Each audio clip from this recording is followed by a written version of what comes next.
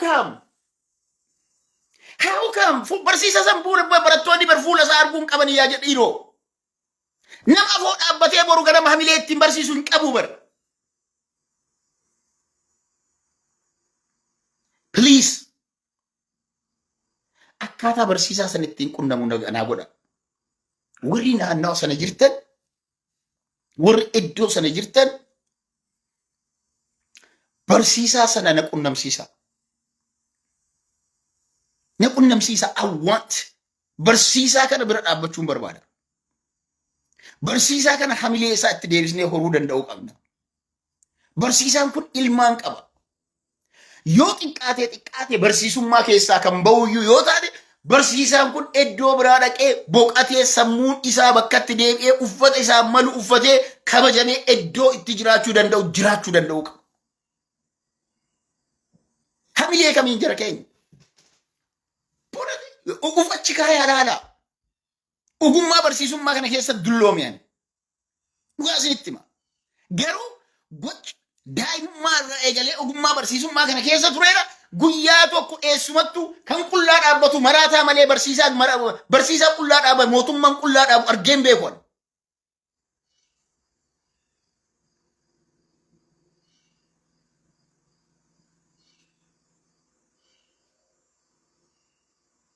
Obboleessoo akkasii miti.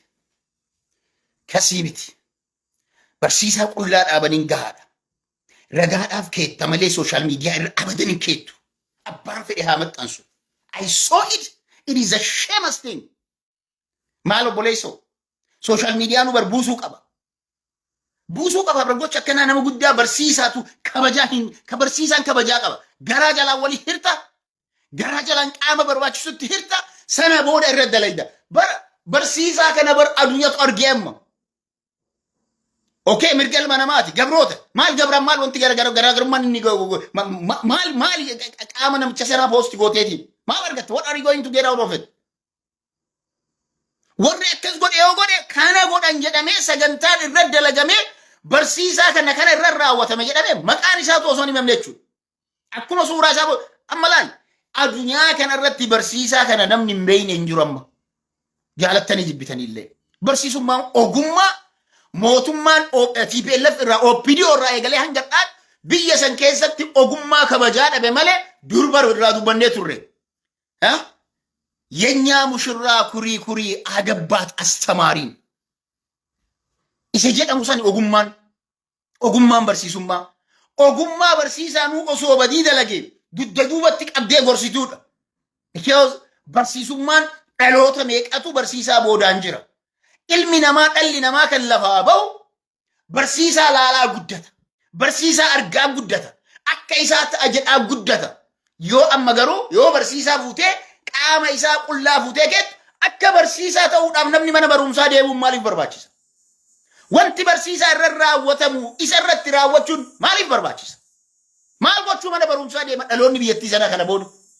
Gara kaaniin Biraanuu Naggaa mataa keessa tumee mana barumsaa keessa kuffisuudhaan adaara inni biroo ammootu barsiisaan kabajaa hin qabdanii. Barsiisaa jechuun akka barbaanne goona. Yoo barbaanne akka guyyaa garaa haadha keessanii buutanitti aduun isin garsiisnaadha.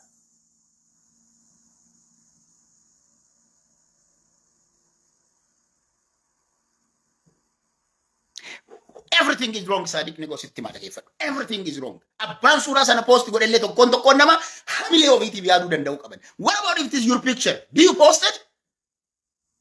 Do you post your picture? This is my question. Every Oromo, Sadiq, I know you. Concern it out and then Garu, if it is your picture, do you post it is a question. Gavin Kana. Do I post my picture like that? It is the shameless thing. Sirrimiti. Sambuza nama sanaatiif hiyyaannisin. Dhageeffadhaa waan akkasinitti hima. Mootummaan biltsiginnaadhaa miti TPLF OPDO'n kan godhaa jirte ilma namaa jeerikaana itti hiite jeerikaana qaama walbaataa irratti hiiteetiin salphisaa turte. Garuu suuraa sana yoo agarte ati suuraa kan kee irratti sirratti qaama kan hormaataa kan kee irratti suuraa sana hidhaniitiin yoo agarte do you share it? Abbaa feetan deemaa. Why not it's not gonna happen. It should not happen. Psychological. I think namni mana barumsaa kana ogummaa barsiisummaa kana jala hin deemne rakkoo manneen barnootaa keessatti wanti nuti yeroo takka goonu xiinsammuu namootaa irratti maal akka inni fiduu danda'u hubanne natti hin fakkaatu. Hubanne natti hin fakkaatu. Kun xiinsammuudha. It's about the brain. Sagalee isaa ta'uudhaaf dirqama suuraa kiyya poostu gochuun hin barbaachisu. Hin barbaachisu. Anaaf sagalee ta'uu abbaan barbaade abbaa fedhe maaf hin taane qaamni hundinuu jechuudha. Qaamni hundinuu suuraa barsiisaa qullaa maxxansuun hin barbaachisuudha. Abbaan sammuu barsiisaa hin beekne, abbaan saayikolojiin maal jedhaa hin beekne, go ahead and do whatever you want. Without doing that, we can be a voice. Namoota, you know, I don't think it's why sammuu nu gala natti hin fakkaatu. Our brain doesn't work that way. See, nu uufamaa miti. Hedduun keenyaa iyyuu maal goone beektanii? Scroll goonee tuma bira dabarre. Scroll goonee bira dabarre. Hedduun keenya. We are not even coming to the media and becoming a voice. Meeqa kennatu sagalee rakkoo akkasii yeroo miidiyaa irratti as ba'uuf sagalee taana gadi baane muraasa namaati. Scroll goonee jennee hidhii jennee ciniinnannee bira dabarre. Sun hin dalagu. Be a voice gadi bahanii Oromoon hundi hadha dhimma barsiisaa kanaatiin maqaa barsiisaa kanaatiin osoo tiiktookaroonni Oromoodhaa geemii taphachuu dhiistee salphinni kun ta'uu hin qabu jettee namni 1,000 hadha live viidiyoo maqaa barsiisaa kanaatiif dalage. Sagaleen isaanii dhagahama. Suuraa isaa daran. Santu dhagahama. Suuraa share goote Mr. X rakkoo kana barbaadee share godha jedhan malee dubartiin akkasii yookiin ammoo dhageeffadhaa dhugaas nima. Mormitoota taaneedhaaf. Ani mootummaa kana akka namni mormuttuu morma. Garuu yeroo mormu of eeggannoodhaan morma. Mootummaa morma jedhee xiinsammuu barsiisichaa miidhuu hin qabuani. Suuraa barsiisaa kanaa addunyaa irra oolchuu hin qabuani. It is not right. Psychologically suuraa laali. Qaamni nama tokko hidhamee mana hidhaa keessatti yakki Oromoo irratti hin raawwatamin hin jiru. Osoo yakka sana beeknu iyyuu garuu osoo hanqina sana beeknu iyyuu garuu suuraalee hundasaa hin maxxansinu. Suuraa meeqa kan nu bira jiru kan garaa jala gadi qabannee achuma sagalee taatee fi rakkoo kanatti uummata irra gahaa jenneetiin bira dabarru.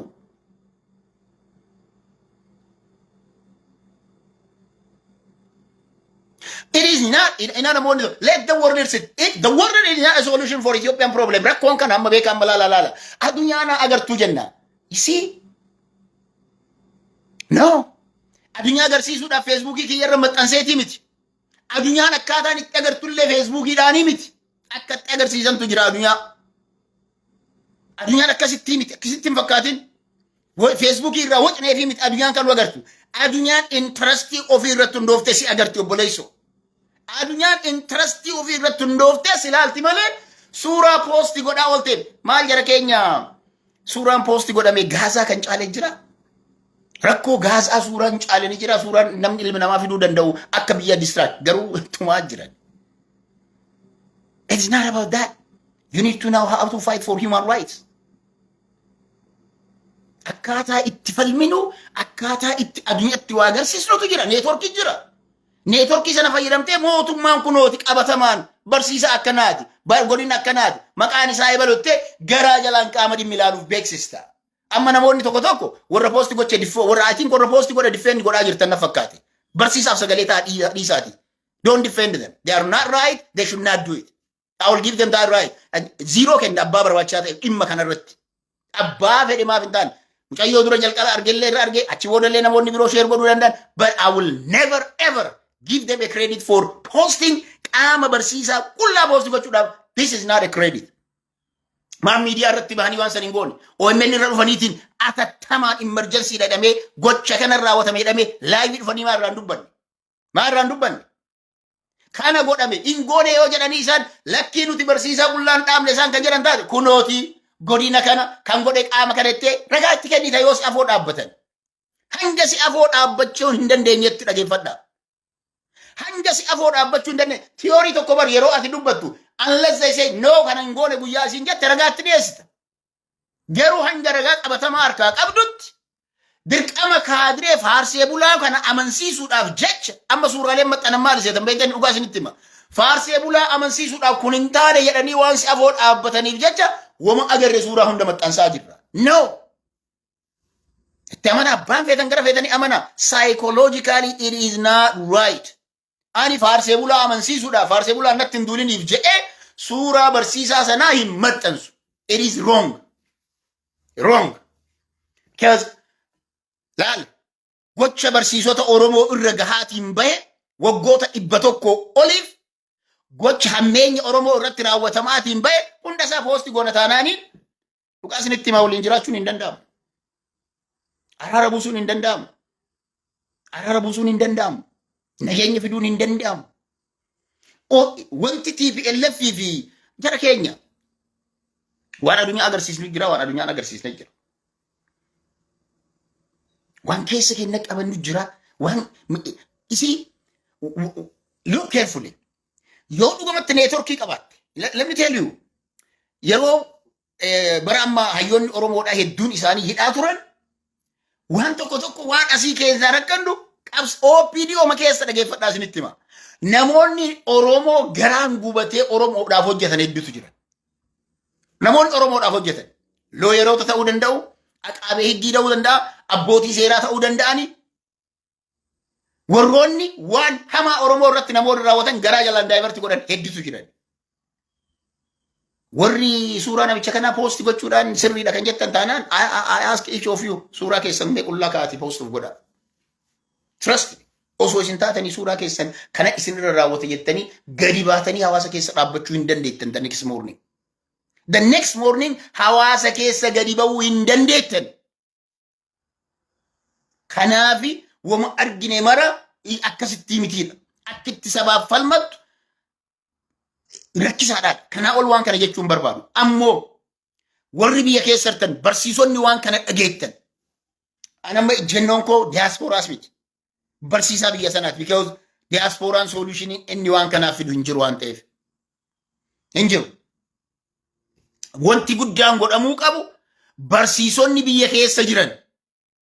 Waldeenni barsiisota Oromiyaa, waldeenni barsiisota Itoophiyaa, waldeenni barsiisota godinoota hunda keessatti argamtan. Godina hunda keessatti argamtan. Wanti isin irra gahe, wanti barsiisaa tokkocha kana irra gahe, wanta hunda keessatti irra gahe waan ta'eef miidhaan isa irra gahe, miidhaa isa irra gahe, yakki isa irra raawwatame, yakka isin irra raawwatame waan ta'eef barattoota keessan hiriirsitanii protect gochuudha. Of protect gochuudha dantaa keetiif jecha. Okay? Dantaa keetiif jecha jechuudha. Dantaa keetiif jecha waldeen laal yoo waldeenni barsiisota biyyattii sanaa akshiinii tokko ka fudhachuu hin dandeenye asirratti.